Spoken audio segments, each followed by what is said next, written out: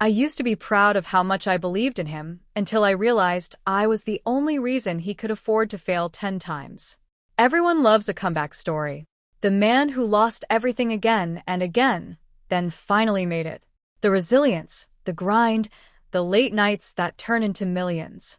But no one ever asks who paid for those failures. I did. I met Zion when I was 24, at a time when I was trying to rebuild my own life. I had a stable job, not glamorous, but enough to give me independence. He, on the other hand, was chaos wrapped in confidence. "I've failed 10 times," he told me on our third date, smiling like it was something to admire. "But the 11th will change everything." There was something magnetic about the way he said it. Like failure wasn't shame, it was proof he was getting closer. I fell for that belief. I fell for him. At first, his failures felt like stories. A failed clothing brand, a crashed crypto investment, a startup that almost got funding. Each one had a reason. A betrayal, bad timing, the world just not being ready yet. And every time, I told him the same thing. "You'll get it next time." I didn't realize I was feeding something dangerous. When we moved in together, things shifted. His failures stopped being stories and started becoming expenses. He'd wake up late, scroll endlessly, then suddenly get bursts of energy, new ideas, new plans, new sure wins. He'd pull me into them, sketching dreams in the air like they already existed. "I just need a little push," he'd say. And I'd give it. At first, it was small. Helping with rent when he was short, covering groceries, paying for tools he needed to start again. Then it became bigger. Just one more investment. This is the one. I can feel it. And every time, I ignored the tight feeling in my chest.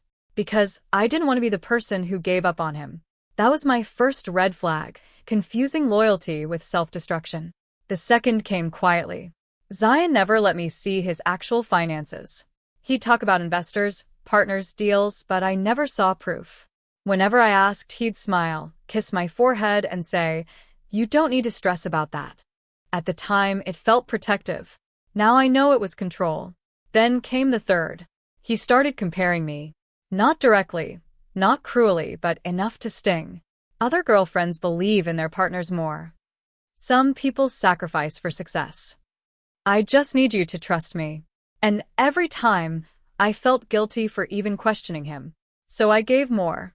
More money, more time, more belief. Until one night, everything cracked.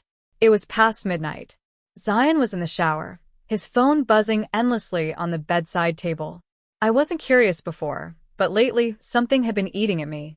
The way he smiled at his screen, the way he angled it away from me, the way he suddenly had moments of confidence that didn't match his failures. The phone buzzed again. A message preview flashed. "Payment received. Proud of you." My stomach tightened. Payment? I picked up the phone before I could stop myself. For a second, I hesitated. Then I unlocked it. I wish I hadn't. It wasn't just one message. It was an entire life I didn't know existed. A different name, a different profile picture, an account on a platform I'd never seen him use. I opened the app, and there he was. Not Zion, the struggling dreamer, but someone else entirely. Confident, successful, selling courses, coaching programs, how to bounce back after failure. My hands started shaking. There were testimonials, videos, screenshots of earnings. He was making money, a lot of it. I scrolled further, my heart racing. Private messages flooded the screen. Women, men, clients thanking him, sending payments, praising him for changing their lives. And then I saw something that made my chest go cold. A folder of saved conversations. With women, not clients. Personal, flirty, intimate. Some of them sending him money not just for courses, for support, for partnership opportunities. The words blurred as tears filled my eyes. This wasn't just a secret business. This was a double life. While I was paying his rent, feeding him, believing in his failures, he was profiting off the image of overcoming them and using other women the same way he used me. I felt sick. I scrolled deeper, almost unable to stop myself. And then I found it. A note. Titled simply, System. Inside, he had written everything. How to appear broke to gain sympathy. How to create a comeback story. How to attract supportive partners. How to extract money without making it obvious. My name was there. Current, stable, loyal, emotionally invested. Keep her believing until scale is stable. I dropped the phone like it burned me. The sound of the shower stopped. Panic flooded my chest, but it was too late. He walked out, towel around his shoulders, freezing when he saw my face. For a moment, silence filled the room. Then his eyes flicked to the phone. And everything changed. You went through my phone? He asked, his voice calm, but too calm. I couldn't speak. The tears came before the words. All of this, I whispered. Was it fake? He didn't answer immediately. He just watched me. And then he sighed. Not guilty. Annoyed. It's not fake, he said. It's strategy. Something inside me shattered completely. Strategy? I repeated, my voice breaking. I had to fail to understand what works, he said, like he was explaining something obvious. And now it works. At whose cost? I cried. He didn't flinch. You knew I was struggling. No, I said, shaking my head. You made sure I believed you were.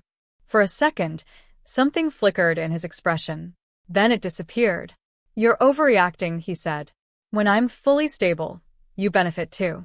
That was the moment I stopped loving him, because I finally saw the truth. I wasn't his partner. I was part of his process. I wiped my tears slowly, my breathing steadying in a way that scared even me. You're right, I said softly. He frowned. I did believe you. I picked up my phone. And now I don't. His eyes narrowed. What does that mean? I turned the screen toward him. Emails, messages, scheduled posts. Everything I had sent in the last 10 minutes. To his clients. To his followers.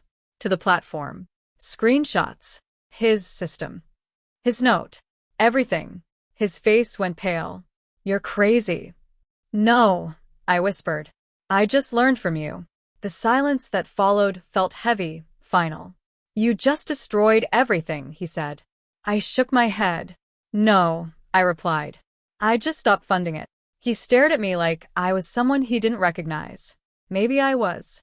Because the girl who believed in him 10 times would have stayed for the 11th. But I didn't. I walked out that night with nothing but my phone and the truth. And for the first time, failure didn't feel like losing. It felt like freedom. Because I finally understood something no success story ever tells you. Some people don't succeed despite failure. They succeed because someone else keeps absorbing it for them. And the moment you stop being that person, their success starts to collapse.